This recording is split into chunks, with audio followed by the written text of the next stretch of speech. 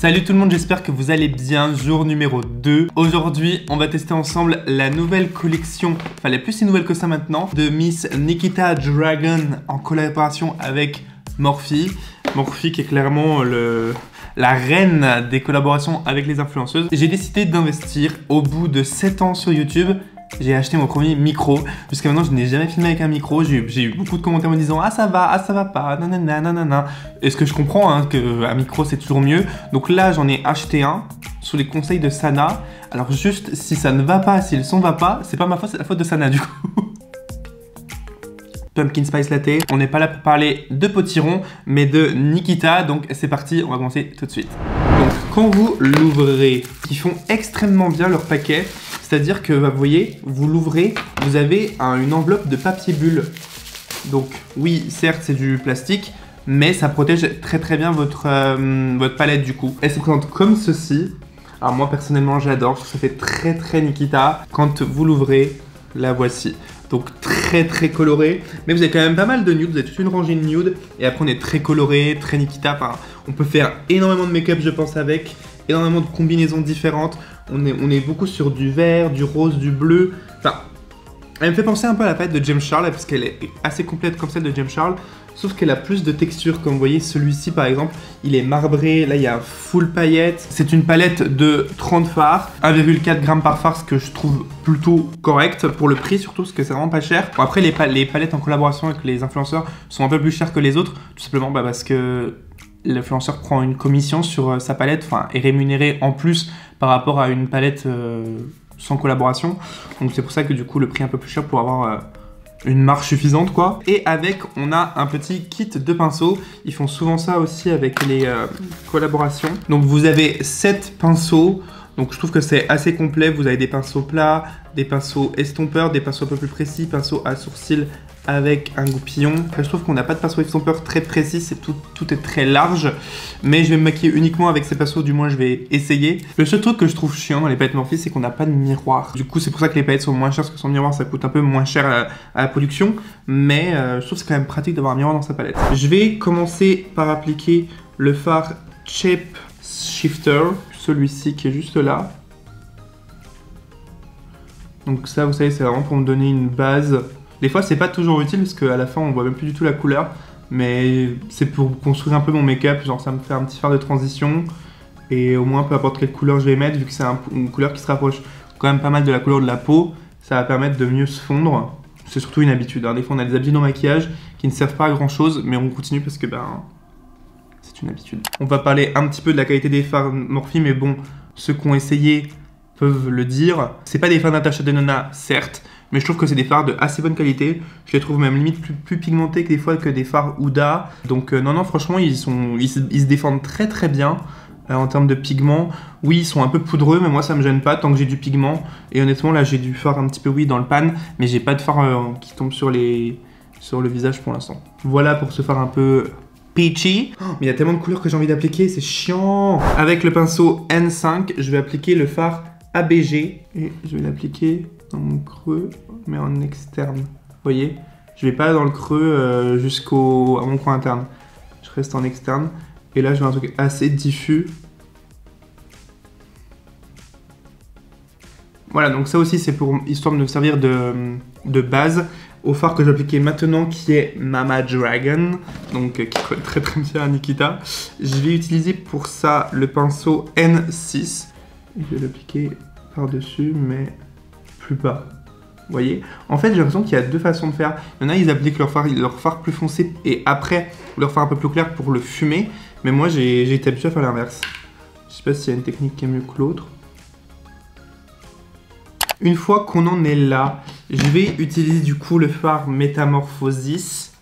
Un peu compliqué à dire, mais le fard marbré. J'ai peur de l'abîmer du coup. Je vais prendre le pinceau N2, donc un pinceau plat assez large.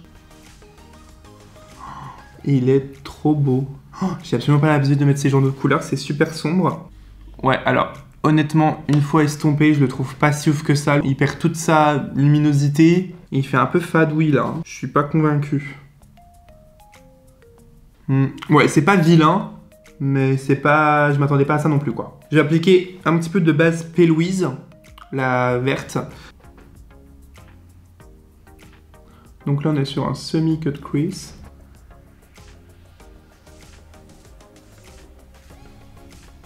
Et par-dessus, je vais appliquer la teinte Sheigo, la verte, qui m'attire de ouf. Et je vais prendre le pinceau plat mais un peu plus petit, le N1, cette fois-ci. Et j'espère qu'il est pigmenté. S'il te plaît, sois pigmenté, s'il te plaît. Il est pigmenté. Après, je pense que la base aide un peu, mais je pense que même sans base, il doit être bien pigmenté. Ça se voit, ça se sent. Et là, Esther va débarquer. J'étais sûr que c'était toi, ça va? Évidemment. Coucou, ça va et toi? Pour tout vous dire, le vert, il est beau. Je pense que c'était pas une très bonne idée de mettre une base colorée en dessous, parce que du coup, ça m'a fait... Vous voyez, ça me fait une sorte de tache, mais je pense que c'est parce que j'ai mis la base P. Louise en dessous et qu'elle était peut-être pas assez sèche, ou je sais pas. Mais je pense que c'est ça qui a créé les taches. À vouloir trop bien faire, on fait mal. Après, il fait un peu plus de chute que les autres fards, je trouve.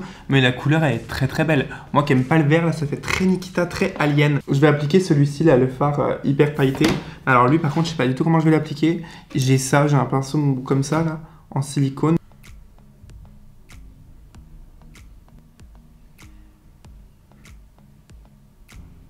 Genre un peu grossièrement, comme ça, vous voyez, ça fait un peu la jonction entre les deux. Ça fait un peu Christmas.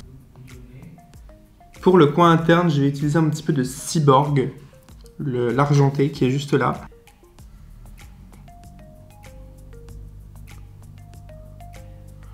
Comme ça, ça va rendre un petit peu mon vert plus lumineux en coin interne. En paupière inférieure, je pense que j'ai envie... Ouais, je pense que j'ai envie d'appliquer le vert sur toute la longueur. Comme ça, je vais voir comment il se comporte aussi sans base avant.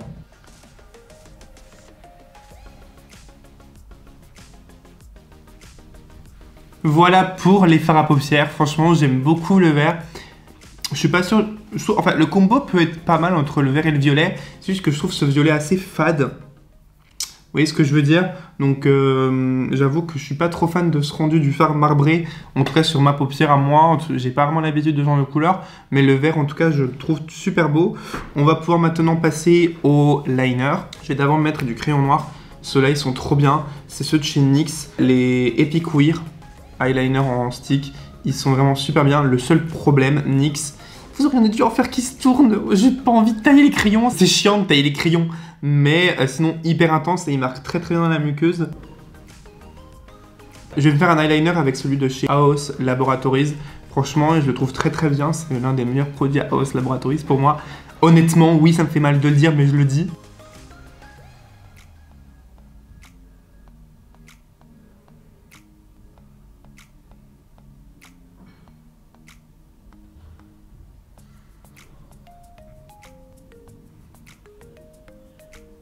Bien sûr, les fossiles. Et pour les lèvres, j'ai deux options. Soit je faisais un truc hyper noir, ou je fais un truc un peu plus nude. Et je pense que je vais partir sur du nude pour cette fois. Comme toujours, je vais utiliser mon crayon à lèvres de chez KVD Vegan Beauty en teinte Bow and Arrow. Franchement, c'est un crayon à lèvres à voir, c'est celui-ci pour les lèvres nude. Il est génial.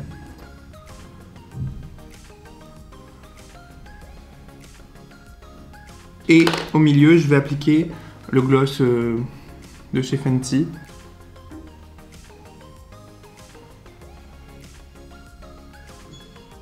Et ça, c'est vraiment mon go-to pour des lèvres nude. Je trouve que c'est super beau le combo. Tada! Voilà du coup le look final réalisé avec la collaboration Nikita Dragon X Morphe.